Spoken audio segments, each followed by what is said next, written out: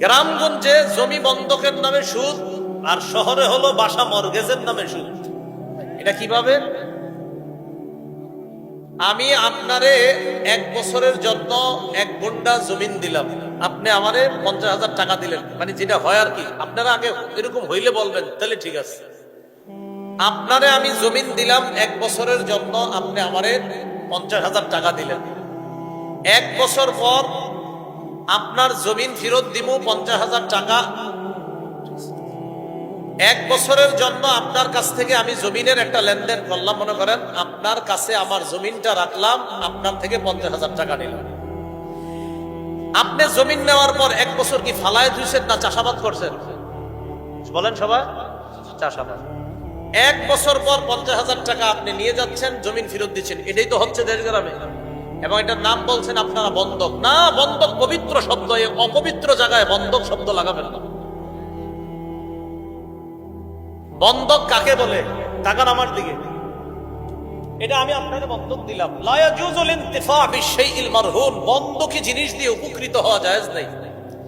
ওনারে আমি স্বর্ণের একটা চেন দিলাম, 50,000 টাকা নিলাম। তাকান সবাই, 50,000 টাকা নিলাম, স্বর্ণের চেন দিলাম। এই স্বর্ণের চেন ওনার মেয়ের গলায়, ওনার নাতনির গলায় দিতে পারবে না, এটা আলমারিতে রেখে দিবে। 50 দিব, চেন ফেরত দিবে, এটাকে কয় বন্ধক।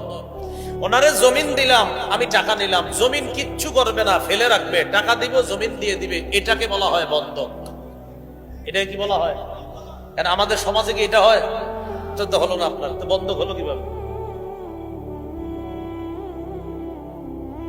আপনার কাছে আমি একটা ঘোড়া বন্ধক রাখলাম, বলেন কি? ঘোড়া। ঘোড়া বন্ধক রাখার পর 10,000 টাকা নিলাম, 10,000 টাকা দিলে ঘোড়াটা দিয়ে দিবেন। এই ঘোড়ার উপরে একদিনের জন্য যদি ওঠেন, আপনার ছেলের শখ করে যদি ওঠান, এই যতটুকু পরিমাণ বসায় রাখছেন, এতটুকু সুদি কারবার করছেন, কিচ্ছু করতে পারবেন না। আব্দুল্লাহ ইবনে মাসউদের সামনে এই ঘটনা হয়েছে। এই যে ঘটনা বললাম, আব্দুল্লাহ ইবনে মাসউদ রাদিয়াল্লাহু তাআলা ঘোড়ার উপরে উঠছে। ওঠার পর কয়, এটা না তুমি বন্ধক আনছো, বা আর চললা কেন? কয়, এটা একটু চললাম। না, যতটুকু চললাই তুই সুদ। তাহলে কি বুঝলাম আমরা? বন্ধকি জিনিস, এই যে বন্ধকি জিনিস, বন্ধক যেটা রাখলাম, এটা দিয়ে উপকৃত যদি না হই, এটার নাম বন্ধক। কিন্তু আমরা তো আপনার উপকৃত হচ্ছি। শহরে হলো বাসা 5 বছরের জন্য 5 লাখ 6 লাখ নেয়, এই 5 বছর এই বাসায় থাকবে, 5 লাখ ফেরত দিবে, আর আমার ওই বাসাও ফেরত দিয়ে দিবে, আমি তারে 5 লাখ দিয়ে দিলে, এটার নাম মর্গেজ। নাম কি? মর্গেজ। দেশ গ্রামে জমিন লাগানো নাম দেয় বন্ধক, শহরে ওইভাবে বাসা, এটার নাম দেয় মর্গেজ। দুটোটা যদি সিস্টেম যেটা বললাম, এই সিস্টেম নাম যত পবিত্র দেন না কেন, এটা সুদের অন্তর্ভুক্ত। এই কাজ করেন না। জমিনের লেনদেন যারা করেন আপনারা, এটা না করে ভাড়ার সিস্টেম করেন। ভাড়া, বলেন কি সিস্টেম? ভাড়া। ভাড়া কিভাবে? জমিন দিবেন আপনি, 1 বছরের জন্য এই জমিন তোমারে দিলাম, 15,000 টাকা ভাড়া নিলাম, এই টাকা আর পাবা না, জমিন খাও, খায়া আমার আবার দিয়ে দিবা। ভাড়া, ভাড়া জায়েজ আছে। আল্লাহ আমাদের সকলকে বুঝার তৌফিক দান করেন। ভাইজান, আপনি তো আমার কাছে টাকা পান, 7 দিন আরো বাড়ায়া দেন, আপনার আরো কিছু টাকা পয়সা বাড়ায়া দিব, এটা সুদ। ঋণ গ্রহীতা ঋণ দাতাকে বলা, আপনি আমারে কিছু সময় আরো বাড়ায়া দেন, আপনারে আরো কিছু টাকা পয়সা বাড়ায়া দিব। কেন বাড়ায়া দিবেন? এই যে আপনি বাড়ায়া দিবেন যে অংশ, ঋণ পরিমাণ অর্থের চেয়ে যেটা বাড়ায়া দিবেন, এটা সুদ। মুসলিম শরীফের বর্ণনা, 3953 নম্বর হাদিস। কানা রাসূলুল্লাহ সাল্লাল্লাহু আলাইহি ওয়াসাল্লাম ইয়ানহা আন বাই'iz যাহাবি বিজ-যাহাব ওয়াল ফিদ্দাতি বিল ফিদ্দাহ ওয়াল বুররি বিল বুররি ওয়াশ শাঈরি বিশ শাঈর ওয়াত তামরি বিত তামরি ওয়াল মিলহি বিল মিলহি ইল্লা সাওয়াআম বিসাওয়া আইনান বিআইনিন ফামান যাদা আও ইজদাদা ফাকাদ আরবা। রাসূলুল্লাহ সাল্লাল্লাহু আলাইহি সাল্লাম স্বর্ণের বিনিময়ে স্বর্ণ, রূপার বিনিময়ে রূপা, গমের বিনিময়ে গম, জবের বিনিময়ে জব, খেজুরের বিনিময়ে খেজুর, লবণের বিনিময়ে লবণ, সমান সমান লেনদেন করা, এটা অনুমোদন দিয়েছেন। কিন্তু যদি কেউ বেশি করে তাহলে রাসূল বলেন এটা সুদ। তাহলে দেখেন তো, আমার ডান হাতে স্বর্ণ, বাম হাতে স্বর্ণ, এই স্বর্ণে স্বর্ণে লেনদেন করব, সমান সমান জায়েজ। স্বর্ণে স্বর্ণে লেনদেন যদি বেশি হয় সুদ।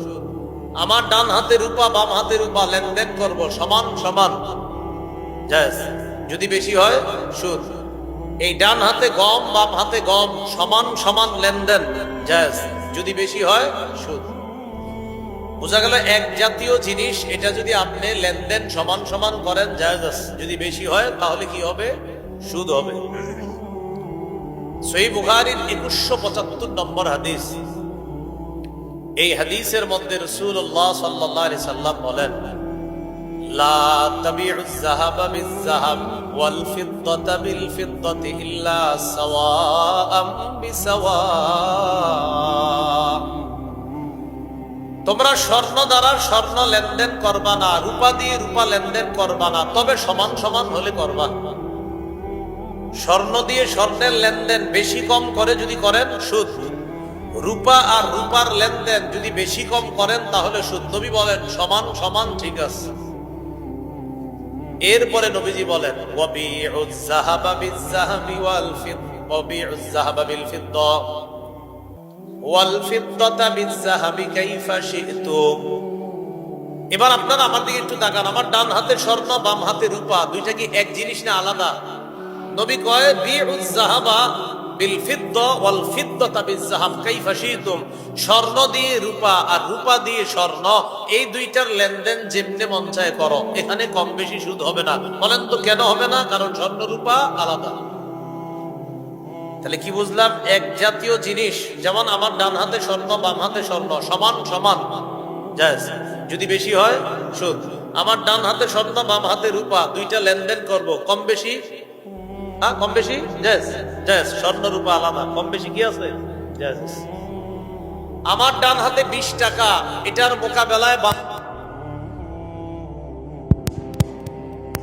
আমার ডান হাতে 20 টাকার একটা নোট, আর বাম হাতে 5 টাকার 4টা কয়েন আর 1 টাকার একটা কয়েন, কত হলো? 21 টাকা। ডান হাতে 20 টাকার একটা নোট, আর বাম হাতে হলো 5 টাকার 4টা কয়েন, 1 টাকার একটা কয়েন। অনেকের মাথায় আসবে, হুজুর তাহলে তো কয়েন, এগুলা তো পয়সা, তো টাকার মোকাবেলায় পয়সা, এটা কম বেশি মনে হয় সমস্যা নাই। 180 ডিগ্রি পল্টি নেওয়ার কোনো সুযোগ নেই। 5 টাকা পয়সার উপরে দেখবেন ভালো করে টাকায় লেখা আছে 5 টাকা। 1 টাকা কয়েন যেটা, ওটার মধ্যে লেখা আছে 1 টাকা, তাহলে পয়সাও ওটা কি টাকা? বলেন ওটা কি? 5 টাকার পয়সা, ওটাও কি টাকা? তাহলে 20 টাকার নোট আর 4টা 5 টাকার কয়েন আর একটা 1 টাকা 21 টাকা, এই কম বেশি এটাও কি হয়ে যাবে? বুঝে আসছে তো? সুদ কম হোক আর বেশি হোক হারাম। এলাকার একজনে 1000 টাকা সুদ নেয়, আরেকজনে 1 কোটি। 1000 টাকা ওয়ালা আমি তো বেশি খাই না, কম খাই। আরেকজনে যিনি 1 কোটি খায়, আপনি বলবেন আপনারা দুজনেই মহামান্য সুদখোর। ঠিক কোন ব্যবসার সাইনবোর্ডের মধ্যে যদি লেখা রাখে এখানে আল্লাহ ব্যবসাকে হালাল করেছেন, সুদকে হারাম করেছেন, এবং বিভিন্ন প্রতিষ্ঠানে দরজা দিয়ে ঢুকার সময় দেখবেন লেখা ব্যবসা হালাল, সুদ হারাম, কিন্তু সেখান থেকেও আপনাকে সুদ দিচ্ছে, বাকি পরিমাণ কম। পরিমাণ কম হোক বেশি হোক, যারাই সুদ দিবে সব সুদখোর। সুদ সুদ। তাহলে কম বেশি আপনারা বুঝায়, কম অমুকের চেয়ে তুলনামূলক অমুকে কম, কম মানে সুদ সুদ, কম বেশি কি? আল্লাহ পাক রব্বুল আলামিন সূরা বাকারার 278 নম্বর আয়াত, এই আয়াতে বলেন ইয়া আইয়ুহাল্লাযীনা আমানুত্তাকুল্লাহা ওয়া দারু মা বাকিয়া মিনার রিবা ইন কুনতুম মুমিনিন। হে ঈমানদারগণ, তোমরা আল্লাহকে ভয় করো, যদি তোমরা মুমিন হও সুদের কারবার ছেড়ে দাও। আল্লাহ আমাদেরকে কি বইলা ডাক দিছে? ইমানদার। বলেন কি বইলা? ইমানদার বলে ডাক দিয়ে বলতেছে আল্লাহকে ভয় করো। এরপর বললেন যদি মুমিন হও সুদের কারবার ছাড়ো। আচ্ছা, আমগরে ডাক দিছি কি বইলা? তো ইমানদার বইলা ডাক দিয়ে বলতেছে যদি মুমিন হও সুদের কারবার ছাড়ো। এর মানে বিষয়টা এমন, এলাকায় অনেক সময় আপনারা অনেক পরিচিত মানুষ ছিল, ডাক দিয়ে বলেন ভাই আপনি আব্দুর রহমান ভাই না? আব্দুর রহমান ভাই, আব্দুর রহমান বইলা ডাক দিয়ে বলছেন আপনি আব্দুর রহমান না? তো তিনি কয় হ্যাঁ আমি তো আব্দুর রহমান। তো চলেন আপনার সাথে কথা আছে। তাহলে আব্দুর রহমান বাইরে ডাকু দিয়েছেন আব্দুর রহমান বইলা, আবার বলছেন আপনি আব্দুর রহমান। উনি বলছেন হ্যাঁ, এটা বইলা নিয়ে গেলেন। তাহলে সত্যিকার আব্দুর রহমান নেই, আব্দুর রহমান বলে ডাইকা নিয়ে গেছেন। আল্লাহ আমগরে ডাক দিছে হে ইমানদারগণ, তোমরা আসলে মুমিন যদি হও তো সুদের কারবার ছাড়ো। ডাক দিছে ইমানদার বইলা, তো আল্লাহ তো ডাকিয়ে দিছে ইমানদার, আমরা ইমানদার। এরপরে কয় যদি মুমিন হও সুদের কারবার ছেড়ে দাও। মুমিন হলে কিসের কারবার ছাড়ো? সুদের কারবার ছাড়ো। এই আয়াতটা নাজিল হয়েছে দুইটা গোত্রের ব্যাপারে। একটা গোত্রের নাম সাকিফ আর একটা গোত্রের নাম মাখজুমি। সাকিফ গোত্র আর মাখজুমি গোত্র দোনো গোত্রের কাছে ইসলামের দাওয়াত আসার পর দোনো গোত্র কালিমা পড়ে মুসলমান হয়ে গেছে। ইসলাম গ্রহণ করার আগে সাকিফ গোত্র আর মাখজুমি গোত্রের মধ্যে সুদি কারবার ছিল, সুদি লেনদেন ছিল। ইসলাম গ্রহণ করার পর তলাবাত সাকিফ, সাকিফ গোত্র মাখজুমি গোত্রের কাছে অতীতের বকেয়া সুদটা চাইল। বলেন তো সুদি লেনদেন কি মুসলমান হওয়ার পরে হয়েছে না আগে? আগে। মাখজুমি গোত্র কয় না, আমরা সুদি যে লেনদেন এটা ফেরত দিব না। আত্তাব ইবনে আসিদ নামে একজন নবীর কাছে চিঠি লেখছে, ইয়া রাসূলুল্লাহ, এখানে দুই গোত্র মুসলমান হয়েছে। ইসলাম গ্রহণ করার আগে তাদের মাঝে সুদি লেনদেন ছিল। ইসলাম গ্রহণ করার আগে তাদের মাঝে সুদি লেনদেন ছিল। এই সুদি লেনদেন থাকার কারণে এক দল আরেক দলের কাছে মুসলমান হওয়ার পর এখন সুদের অর্থ ফেরত চায়। কি করব? রাসূলুল্লাহ সাল্লাল্লাহু আলাইহি সাল্লামকে চিঠি যখন পড়ে শোনানো হলো, আল্লাহ পাক রব্বুল আলামিন পবিত্র কোরআনে আয়াত নাজিল করে দিলেন। সূরা বাকারার 278 279 নম্বর আয়াত। নবী আপনি জানায়া দেন হে ঈমানদারগণ, তোমরা আল্লাহকে ভয় করো, যদি তোমরা মুমিন হও সুদের কারবার ছেড়ে দাও। এই আয়াত শোনানোর পর দুই গোত্র বলল নাতুবু ইলাল্লাহ, আমরা আল্লাহর কাছে তওবা করছি, সুদি কারবার কখনো আর কোনোদিনও আমরা করব না। ওই মুহূর্তে তারা সুদের কারবার থেকে ফিরে আসছে। আমরা জন্মসূত্রে মুসলমান, আল্লাহর কাছে আমরা ওয়াদাবদ্ধ, আমরা যারা ইমানদার আমরা সুদি কারবার করব না। আল্লাহ আমাদেরকে হেফাজত করেন। গ্রামগঞ্জে আবার এরকম সুদ আছে, আপনাদের এলাকায় আছে কিনা জানি না। 500 টাকার বিনিময়ে সুদ দিবে 100, ও আবার এই 500 ঋণ আইনা আরেকজনের কাছে লাগায় 200, ও আবার লাগায় 200, আবার হ্যাঁ এটা এইভাবে আর কি, এটা বাড়ায় আস্তে আস্তে, এইভাবে আপনার একটা পদ্ধতিতে বাড়তে থাকে। সুদ কম বেশি হারাম, আবার বাড়ানো এইভাবে এটাও হারাম। সুদ যদি বাড়িয়ে কেউ খায়, বাড়াইতে থাকে হারাম। যেটা আপনাদেরকে দেওয়া হয় কি, আপনাদেরকে একটা লোন দেওয়া হয়, এই লোন পরিশোধ করতে হবে উইথ ইন্টারেস্ট, সুদ সহ এই পরিমাণ একটা সময় এটা আপনি পরিশোধ করতে হবে। লোন নাম দেয়, এটা আর কি একটা আধুনিক নাম দেয়, যেন এটা কইতে একটা লজ্জা করে। তো সুদ যে লজ্জাকর বিষয় এটা সবাই জানে, এই জন্য সুদ শব্দটা মুখ দিয়ে কইতে চায় না, এটার নাম দিছে ইন্টারেস্ট। কি নাম দিছে? মানে বুঝে যে সুদ এটা তো আসলে একটা খারাপ জিনিস, কিন্তু কই একটা স্মার্টনেস আছে না, দিছে ইন্টারেস্ট। আল্লাহ পাক রব্বুল আলামিন সূরা আলে ইমরানের 130 নম্বর আয়াতে বলেন, ইয়া আইয়ুহাল্লাযীনা আমানু লা তাকুলুর রিবা আদআফাম মুদাআফা। হে ঈমানদারগণ, তোমরা চক্রাকারে বৃদ্ধি করে সুদ খাবে না, তোমরা চক্রাকারে বৃদ্ধি করে সুদ খাবে না। তাহলে আল্লাহ তাআলা কম বেশি শুধু হারাম করলেন, চক্রাকারে বৃদ্ধি করে সুদ খাওয়া এটাও আল্লাহ হারাম করলেন। এই হারাম থেকে আল্লাহ আমাদের সকলকে বাঁচার তৌফিক দান করেন। সুদের ব্যাপারে আল্লাহর স্পষ্ট ঘোষণা সূরা বাকারার 276 নম্বর আয়াত। আল্লাহ বলেন, ইয়ামহাকুল্লাহু রিবা ওয়া ইউরবিস সাদাকাত। আল্লাহ সুদকে মিটায় দেয়, ওয়া ইউরবিস সাদাকাত, সদকা আল্লাহ বাড়ায়, ইউরবিস সাদাকাত, সদকা আল্লাহ বাড়ায় দেয়। সদকা করলে সত্যি করে কর, সদকা যখন করেন টাকা কি আসলে পকেটে ঢুকে না পকেট থেকে যায়?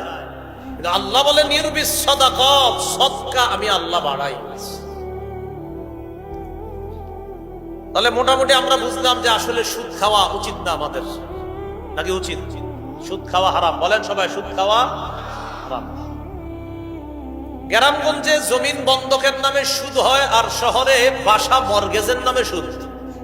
মর্গেজ নাম শুনছেন নি? আপনাদের আওয়াজ দিয়ে হঠাৎ হালকা হয়ে গেল সবার। রহস্য আছে কোনো? এটা আমি ভালো করে জানি রহস্য। সুদের আলোচনায় একটা শ্রোতা কয়েক লাখ থাকলেও আওয়াজ কম হয়, এটা একটা গোপন রহস্য আছে, আওয়াজ কম হয়। গ্রামগঞ্জে জমি বন্ধকের নামে সুদ, আর শহরে হলো বাসা মর্গেজের নামে সুদ। এটা কিভাবে? আমি আপনারে 1 বছরের জন্য 1 গুণ্ঠা জমিন দিলাম, আপনি আমারে 50,000 টাকা দিলেন, মানে যেটা হয় আর কি। আপনারা আগে এরকম হইলে বলবেন, তাহলে ঠিক আছে। আপনারে আমি জমিন দিলাম 1 বছরের জন্য, আপনি আমারে 50,000 টাকা দিলেন। 1 বছর পর আপনার জমিন ফেরত দিব 50,000 টাকা। 1 বছরের জন্য আপনার কাছ থেকে আমি জমিনের একটা লেনদেন করলাম, মনে করেন আপনার কাছে আমার জমিনটা রাখলাম, আপনার থেকে 50,000 টাকা নিলাম। আপনি জমিন নেওয়ার পর 1 বছর কি ফালায় ধুইছেন না চাষাবাদ করছেন? বলেন সবাই, চাষাবাদ। 1 বছর পর 50,000 টাকা আপনি নিয়ে যাচ্ছেন, জমিন ফেরত দিচ্ছেন। এটাই তো হচ্ছে দেশ গ্রামে। এবং এটার নাম বলছেন আপনারা বন্ধক। না, বন্ধক পবিত্র শব্দ, অপবিত্র জায়গায় বন্ধক শব্দ লাগাবেন না। বন্ধক কাকে বলে? তাকান আমার দিকে। এটা আমি আপনাকে বন্ধক দিলাম। লা ইয়াজুজুল ইনতিফা বিশাইইল মারহুন, বন্ধকি জিনিস দিয়ে উপকৃত হওয়া জায়েজ নেই। ওনারে আমি স্বর্ণের একটা চেন দিলাম, 50,000 টাকা নিলাম। তাকান সবাই, 50,000 টাকা নিলাম, স্বর্ণের চেন দিলাম। এই স্বর্ণের চেন ওনার মেয়ের গলায়, ওনার নাতনির গলায় দিতে পারবে না, এটা আলমারিতে রেখে দিবে। 50 দিব, চেন ফেরত দিবে, এটাকে কয় বন্ধক। ওনারে জমিন দিলাম, আমি টাকা নিলাম, জমিন কিচ্ছু করবে না, ফেলে রাখবে, টাকা দিব, জমিন দিয়ে দিবে, এটাকে বলা হয় বন্ধক। এটাকে কি বলা হয়? কারণ আমাদের সমাজে কি এটা হয়? তো হলো না আপনার, তো বন্ধক হলো কিভাবে? আপনার কাছে আমি একটা ঘোড়া বন্ধক রাখলাম, বলেন কি?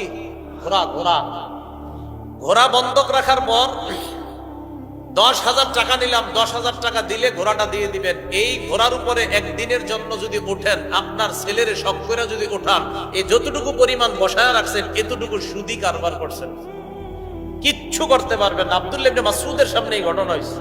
এই যে ঘটনা বললাম, আব্দুল্লাহ ইবনে মাসউদ রাদিয়াল্লাহু তাআলা ঘোড়ার উপরে উঠছে।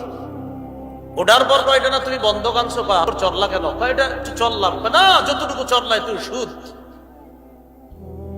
তাহলে কি বুঝলাম আমরা? বন্ধকি জিনিস, এই যে বন্ধকি জিনিস, বন্ধক যেটা রাখলাম, এটা দিয়ে উপকৃত যদি না হই, এটার নাম বন্ধক।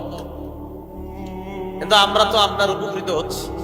শহরে হলো বাসা 5 বছরের জন্য 5 লাখ 6 লাখ নেয়, এই 5 বছর এই বাসায় থাকবে, 5 লাখ ফেরত দিবে, আর আমার ওই বাসাও ফেরত দিয়ে দিবে, আমি তারে 5 লাখ দিয়ে দিলে, এটার নাম মর্গেজ। নাম কি?